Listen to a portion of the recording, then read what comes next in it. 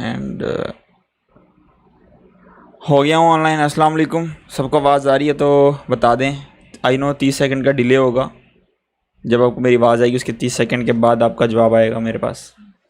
तो अगर आवाज़ आ रही है तो बता दें, बड़ी मुश्किल से मैनेज कर रहा हूँ और उसकी वजह बाद में बताता हूँ, लेकिन अगर आपको आवाज़ क्लियर आ रही है तो बता दें।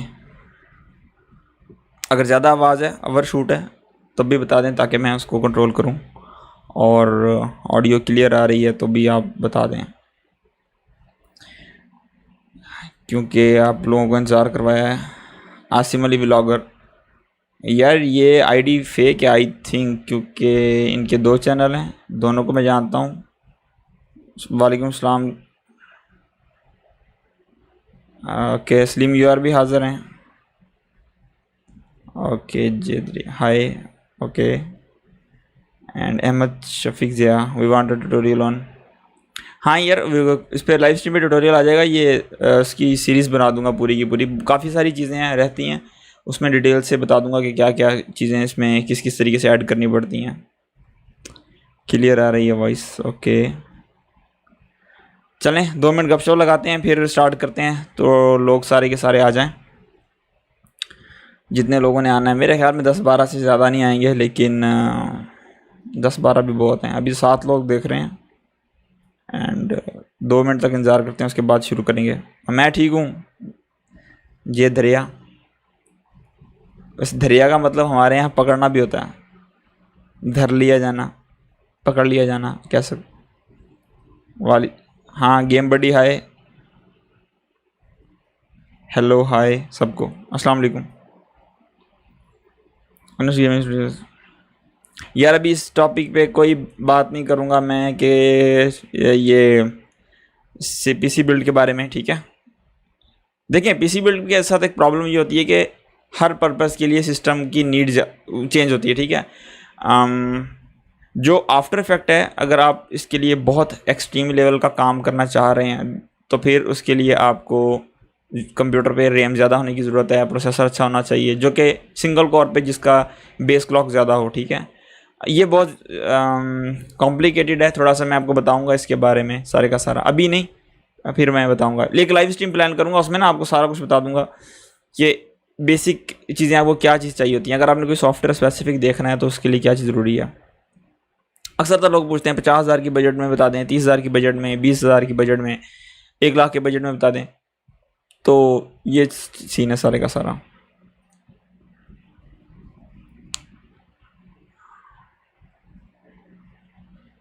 ये क्या लिखा हुआ है सवाल? यार मैंने भी कहा भी है, अगर ये रूल्स आपको स्क्रीन के ऊपर नज़र आ रहे हैं तो फॉलो कर लो, ठीक है ना। आंखें खोल के पहले रूल्स पढ़ लें। मैं रूल्स के मामले में बहुत स्ट्रिक्ट हूँ। ये पढ़ लो क्या लिखा हुआ है, ठीक है। उसके बाद बात करेंगे, क्योंकि फिर आप लोग वही एक तरफ लग जाओगे सारे के सारे के मैं कहीं और बात कर रहा हूँ, आपकी कहीं और आ रही होगी, तो फिर मज़ा नहीं आएगा बात करते हुए, ठीक है। रूल्स पढ़ने पहले उनको फॉलो करना ज़रूरी है।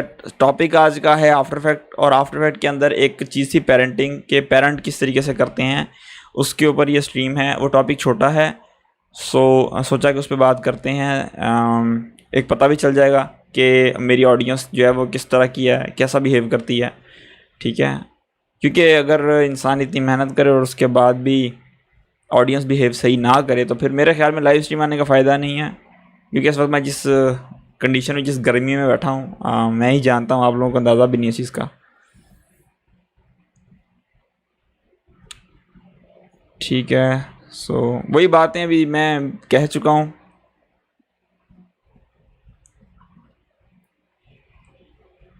ठीक है, स्टार्ट करें। आ गए हैं जिन्होंने आना था, तो मैं स्टार्ट करता हूँ आई थिंक।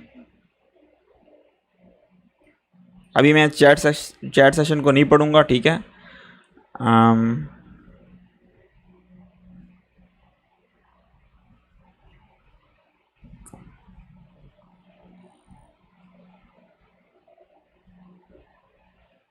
ओके,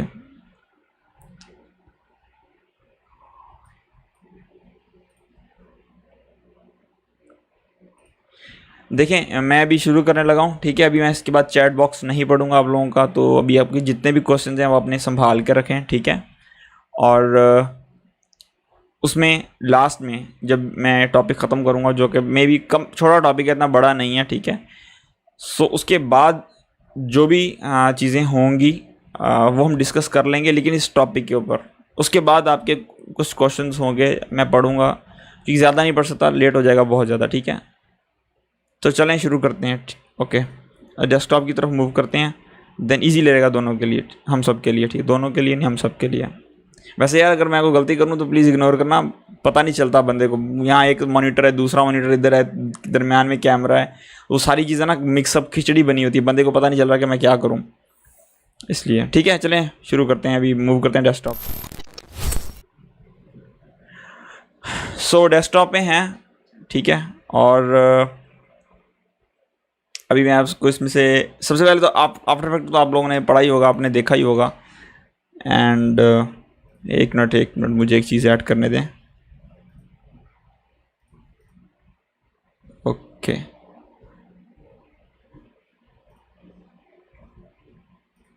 बाद में देखते हैं इसको, ठीक है।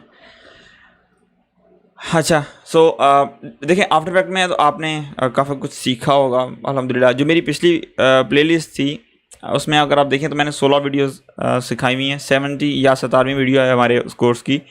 इसके अंदर हम एक टॉपिक पे बात करेंगे, पेरेंटिंग के, पेरेंटिंग क्या होती है, ठीक है। पेरेंट्स कहते हैं कि जो बच्चे होते हैं वो फॉलो करते हैं माँ बाप को, ठीक है। तो इस प्रोसेस को पेरेंटिंग कहा जाता है। इसी तरीके से आफ्टर इफेक्ट के अंदर भी कुछ चीज़ें हैं।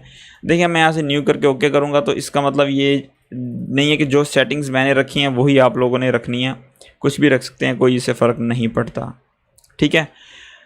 अच्छा, इसमें बेसिकली तो आपको बहुत ही मज़े की एक चीज़ मिलती है। मिसाल के तौर पर एक सर्कल आप लेते हैं, ठीक है, और फिल करते हैं इसको सिंपली, ठीक है ना। कुछ और नहीं आपने करना, सिर्फ सर्कल लेके फिल कर लिया एंड आपने इसको अलाइन कर दिया सेंटर में।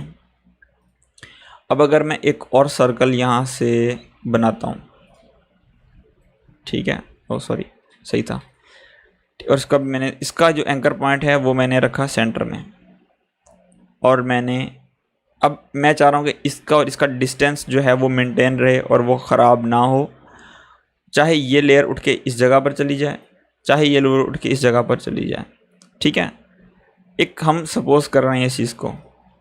सो हमने ये करना है कि ये जो छोटी लेयर है इसको हम करते हैं स्मॉल और इसको करते हैं बिग, या हम इसको यहाँ से इसको चाइल्ड भी कर सकते हैं कि भाई ये फॉलो कर रही है इस लेयर को। फॉर एग्जांपल मैं आपको करके दिखाता हूँ। ये है चाइल्ड, बच्चा है, ठीक है, और ये पेरेंट है। अब हमें इसको बताना है कि आपने अपने अब्बू को फॉलो करना है, अब कह सकते हैं आप, ठीक है, वालिदैन कह सकते हैं।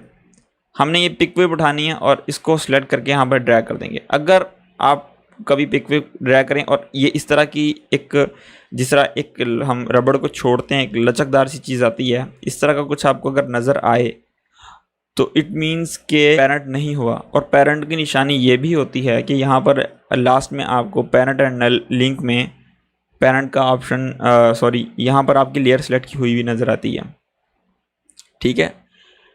क्लिक करके आप पेरेंट पे क्लिक करेंगे तो यहाँ पर आपकी वो पेरेंट लेयर नज़र आ जाएगी। अब जो भी पेरेंट करेगा, अगर मैं इस पेरेंट लेयर को अगर मैं उठाकर कहीं भी मूव करता हूँ, घुमाता हूँ, तो ये डेफिनेटली ये चाइल्ड लेयर पेरेंट लेयर को फॉलो करेगी, कुछ भी हो जाए।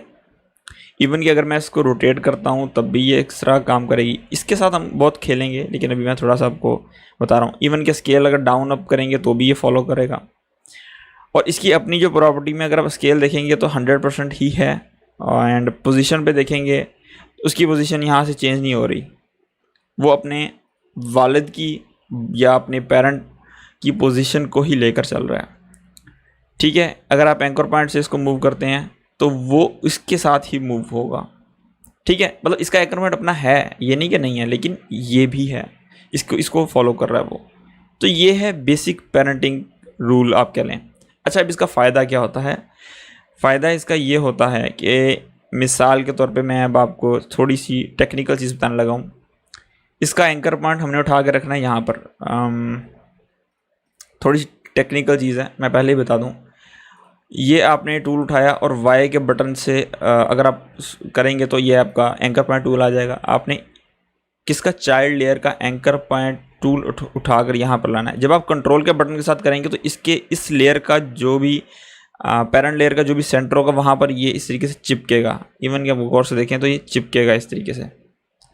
आपने यहाँ पर इसको कर देना है। अगर मैं इसको पेरेंट लेयर को ऑफ भी कर दूँ तब भी आपको नज़र आएगा कि हमारा एंकर पॉइंट जो है वो सेंटर में है। ठीक है, अब हमने ऐसा क्यों किया। अब मैं अगर चाइल्ड लेयर को आर का बटन प्रेस करता हूँ और मैंने क्लिक किया यहाँ पर एंड 3 सेकंड के बाद मैंने इसको 360 डिग्री पे रोटेट किया तो ये घूमकर एक चक्कर में यहीं पर ही आकर रुक जाएगा। रुक गया, चलो हम इसको लंबा कर लेते हैं, 5 सेकंड तक करते हैं। ठीक है, एंड अब ये देखें, अब इस देखें ये अपनी रोटेशन में ये घूम रहा है इसको, लेकिन जो अपनी इसकी जो प्रॉपर्टी है उसके साथ भी हम खेल सकते हैं। ये नहीं कि हमें ये लिमिट करता है। लेकिन अगर ये चीज़ भी किसी और चीज़ के इर्द गिर्द घूम रही हो तो क्या होगा। फॉर एग्ज़ाम्पल अगर आप इसकी मैं पोजीशन उठा के यहाँ पे करता हूँ, लेकिन अब देखेंगे ये जो हमारी लेयर है ये इसके इर्द गिर्द ही घूमती जा रही है। उसको नहीं पता ये कहाँ जा रही है, उसका सेंटर ये है और इसी के इर्द गिर्द घूमती जाएगी। अगर मैं इसको उठा के कहीं भी रख देता हूँ तो हमें ये टेंशन नहीं है कि यार जो हमारा पेरेंट था वो ख़राब हो गया, या जो इसकी रोटेशन थी इसको हमने इसके इर्द गिर्द घूमने के लिए सेट किया था वो ख़राब हो रहा है। ठीक है, तो ये बेसिकली पेरेंटिंग करती है कि आपको जो चाइल्ड होते हैं वो पेरेंट्स को फॉलो करते हैं। अब इसका यूजेज क्या है, यूजेज बहुत अच्छा है। अब अच्छा ठीक है, अगर मुझे इसको सेंटर में करना है तो मैं यहाँ से अगर सेंटर में करूँगा दोनों लेयर्स अपनी जगह पर वापस आ जाएंगी। किया मैंने एक लेयर को, लेकिन दोनों लेयर्स अपनी जगह वापस आ जाएंगी। अब इसका फ़ायदा क्या है, फ़ायदा इसका मैं आपको थोड़ा सा करके दिखा देता हूँ तो ज़्यादा बेहतर रहेगा। मैंने पेरेंट लेयर को थोड़ा सा छोटा किया, ठीक है, सिंपली, और मैं उसको थोड़ा सा छोटा कर लेता हूँ। मिसाल के तौर पे अब मैं चेंज कर रहा हूँ। अब मैं इसका नाम दे रहा हूँ मून, इसका नाम दे रहा हूँ अर्थ। ठीक है, बहुत सिंपल है। अब आपको समझ में आ रहा है कि चांद जो है वो ज़मीन के इर्द गिर्द घूमता है। वो आपको समझ में आ रही है, आ रही होगी डेफिनेटली। अब चलो हम कलर भी चेंज कर देते हैं ताकि हमें थोड़ा सा और अच्छे तरीके से समझ में आ जाए। ये हमने ब्लू कलर कर दिया, सॉरी एक्यूरेट कलर नहीं कर रहा, और हल्का सा ग्रे कलर कर देते हैं मून का। ये अर्थ है और ये इसके इर्द गिर्द रोटेट हो रहा है। अब अर्थ इसकी किसके इर्द गिर्द रोटेट होती है, अर्थ होती है सन के इर्द गिर्द। हमने इसको उठाकर यहाँ पर रखा, देन हमने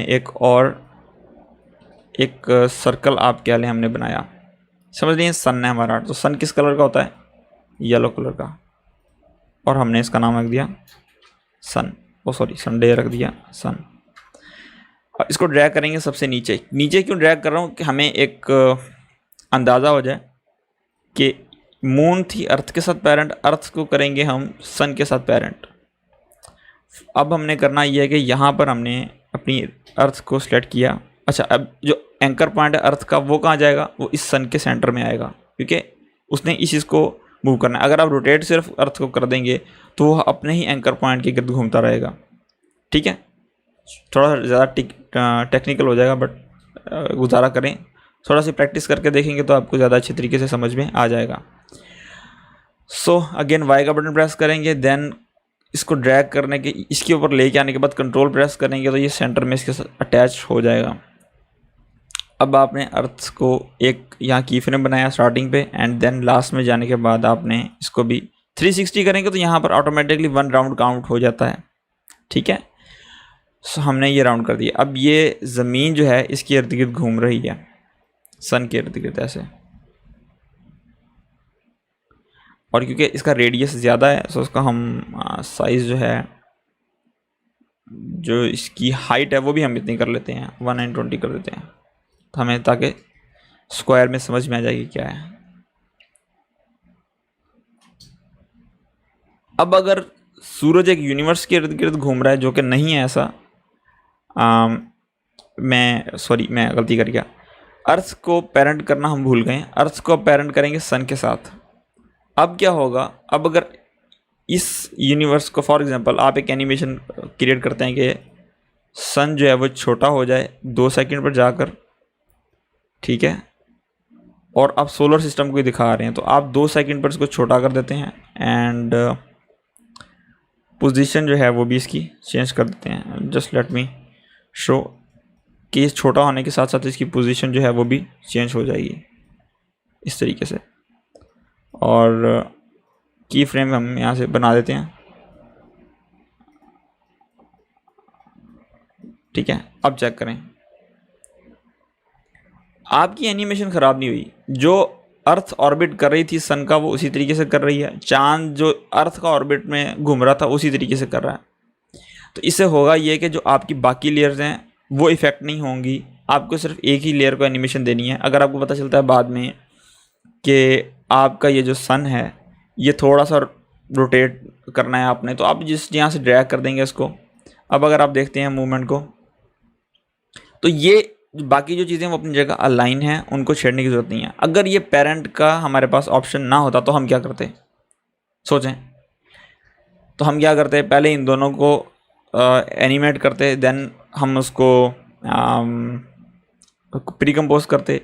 प्री कंपोज करने के बाद फिर इस जगह पर जब फाइनल स्टेज पे जब हमने सन को स्केल डाउन किया तो इन दोनों को भी स्केल डाउन करना पड़ता, और जो कि एक्यूरेटली नहीं होता। क्यों? क्योंकि इसका साइज़ कुछ और है। इसका अगर मिसाल के तौर पे अगर इतना बड़ा सर्कल आपने एक बनाया है, ठीक है, इसका रेडियस अगर आप 10% कम करते हैं, 90% करते हैं, तो इसका 90% कम करेंगे तो उसमें फ़र्क होगा।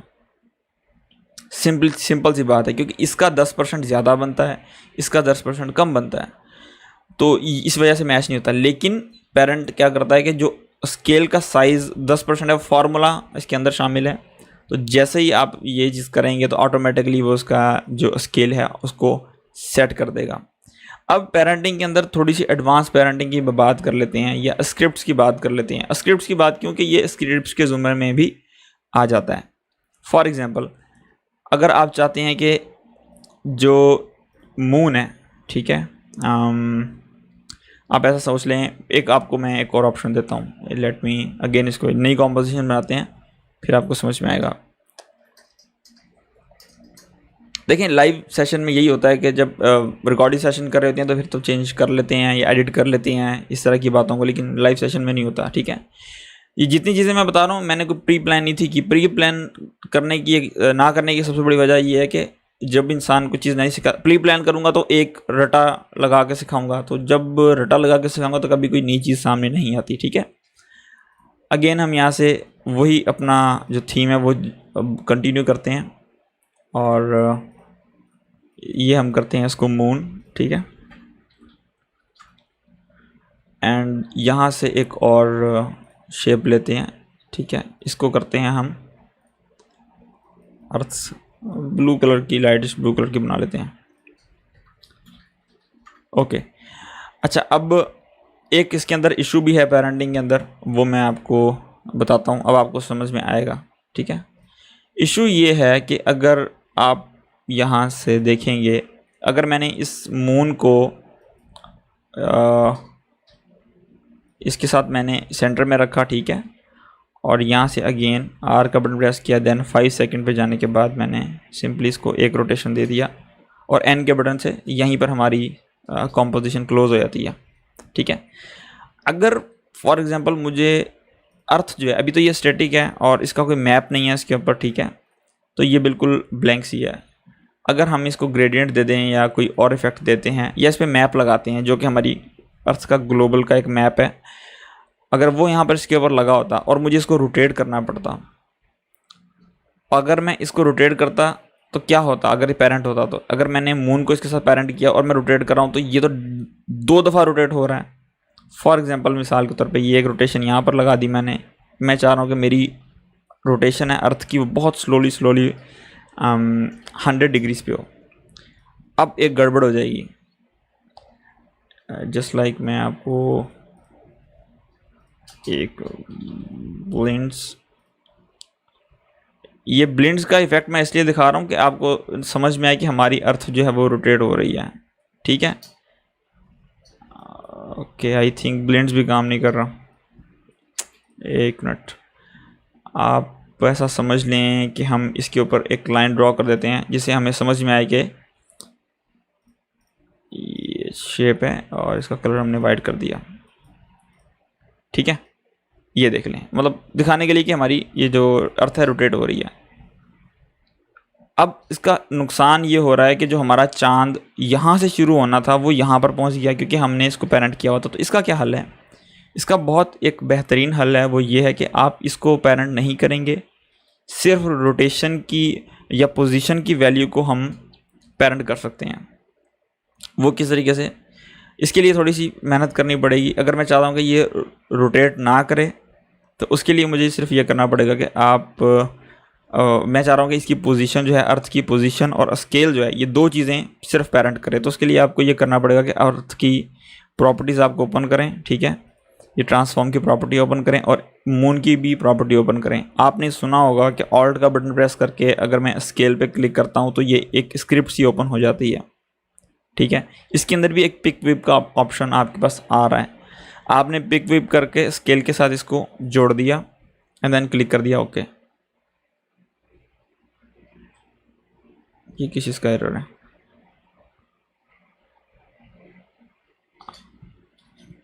एक मिनट, स्केल को करते हैं एंड स्केल के साथ करते हैं। हो गया, ठीक है। अच्छा, वो 2 दफ़ा आ गया था, सॉरी।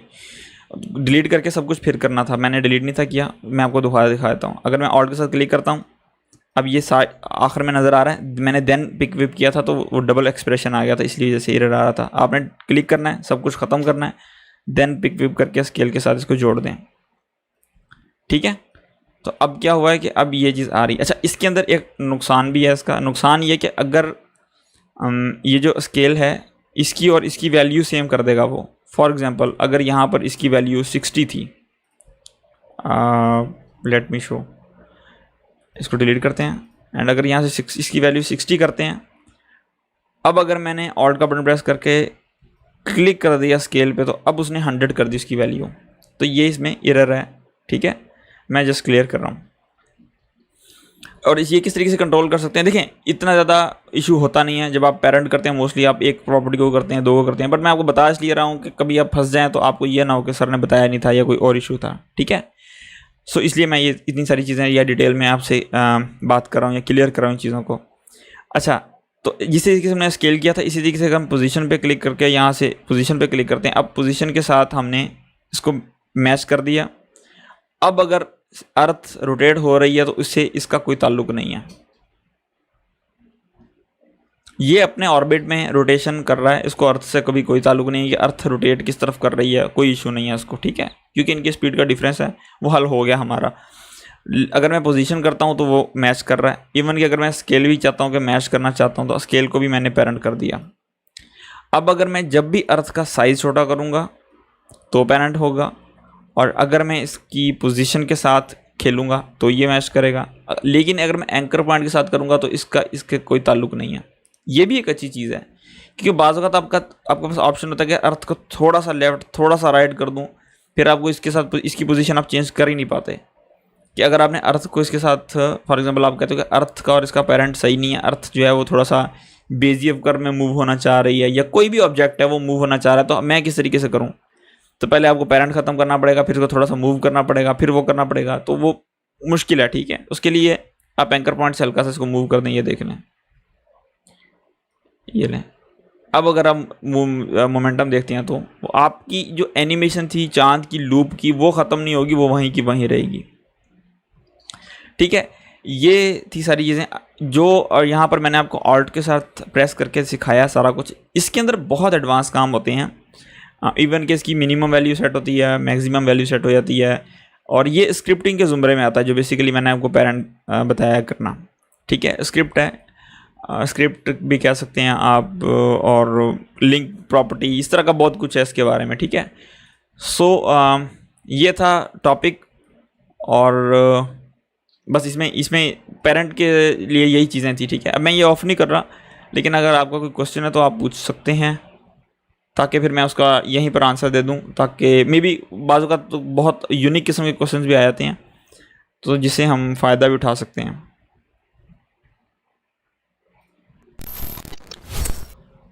सो अभी मैं आपके क्वेश्चंस पढ़ने लगा हूँ जो आप लोगों ने इतने किए हैं, ठीक है, बल्कि किसी ने भी नहीं किया।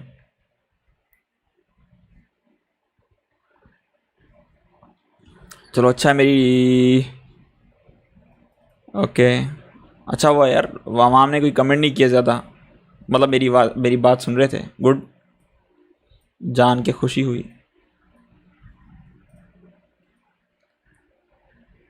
ओके, कह रहे हैं सर आज की क्लास में क्या होगा, यार वो मैंने पहले बता दिया है।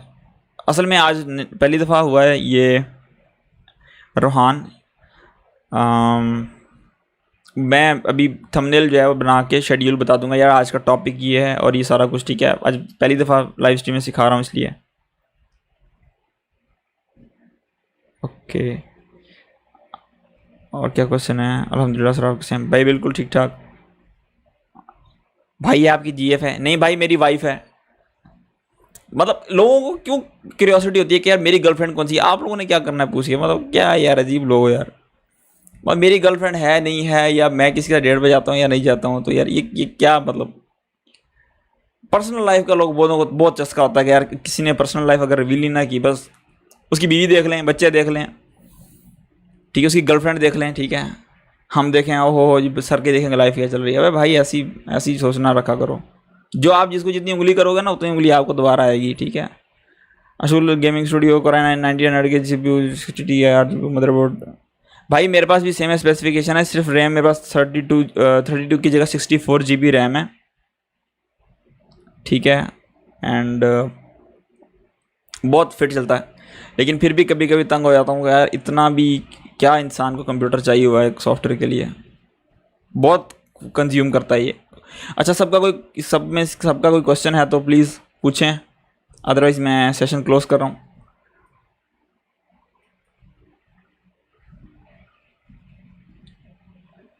चलें, अगर आप लोगों का टॉपिक से रिलेटेड कोई क्वेश्चन नहीं है तब भी कोई कुछ क्वेश्चन है तब भी पूछ लें, क्योंकि फारिग हूँ अभी। मुझे पता था लोग कम आएंगे, तो फिर जो लोग आएंगे उनके क्वेश्चंस के तो मैं आंसर दे ही सकता हूँ। ये सिर्फ रियायत आज के लिए है, बाय द वे रूल्स आपने पढ़ लिए हैं, बट आज के लिए रियायत दे रहा हूँ। क्वेश्चन है किसी का पूछ लें ताकि फिर क्लोज करें, मैं और ज़्यादा टाइम को जो है वो नहीं आप कर लूँगा। ओके,